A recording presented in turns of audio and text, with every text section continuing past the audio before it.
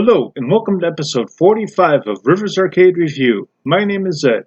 This channel is dedicated to the coin-operated video games of yesteryear. Today I'll be reviewing a favorite game of mine, Space Invaders. Space Invaders was released in 1978 by Taito and licensed to Midway. My first time playing this game was at Schwartz Resort in Sheboygan, Wisconsin. Space Invaders is a third-person shooter in which you need to protect the Earth from endless waves of invaders. You control your tank with two buttons for left and right movement and a fire button, although the Taito release used a joystick to control your tank. You need to move your tank to shoot the invaders as well as avoid their shots. The game begins with 55 invaders appearing above the Earth. There are 5 rows across, with 11 invaders per row. The bottom 2 rows have skull-shaped invaders, which are worth 10 points each for destroying them. The third and fourth rows have flipper-type aliens, which are worth 20 points each for destroying them, and the top row are populated with pointy-head invaders, which are worth 30 points each for destroying them.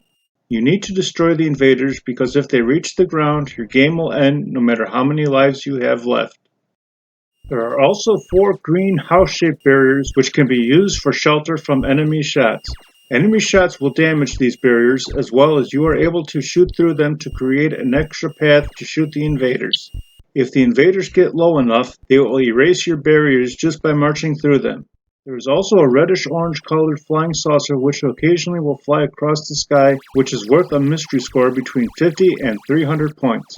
Due to the limitations of hardware and software at the time, the score for the flying saucer couldn't be done randomly, so the value is based on a shot counter. You are able to earn the 300-point max if you count off 22 shots of your tank and shoot the flying saucer on the 23rd shot. You will earn the 300-point maximum. After the 23rd shot, shooting the flying saucer every 15 shots thereafter will earn the 300-point max. The display of this game only has 4 digits and it will read only up to 9,990 points, and it will roll over if your score is 10,000 points or more. This game was played on a black and white monitor and color was achieved via colored cellophane.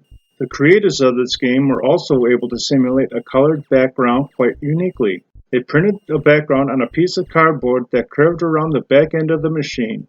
The background was lit with a black light fixture, and the invaders were reflected onto a two-way mirror from below, which gave the invaders a 3D effect. What began as a glitch became one of the game's features. Even though the hardware for this game was custom, it was still too slow for moving all the invaders at once. For the computer to move the invaders, it would need to erase one and redraw it 1 pixel over in the next position. The software is only able to redraw 1 invader per frame, and it can be seen if you slow down the video. This game ran at 60 frames per second, so it took nearly 1 second to move an entire wave of invaders. As you destroy the invaders, there are less to redraw, so they will move at a faster rate. For example, if there are 40 invaders left, the entire group can move 3 times every 2 seconds as opposed to just over twice every 2 seconds like at the beginning. Now if there are only 10 invaders left, the entire group can move 6 positions in 1 second.